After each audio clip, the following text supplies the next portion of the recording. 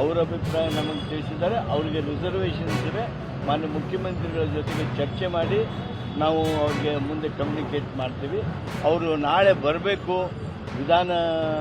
ನಮ್ಮ ವಿಧಾನಮಂಡಲದ ಜಂಟಿ ಅಧಿವೇಶನದಲ್ಲಿ ಭಾಷಣ ಮಾಡಬೇಕು ಅಂತ ಹೇಳಿ ಅವರಿಗೆ ವಿನಂತಿ ಮಾಡಿದ್ದೇವೆ.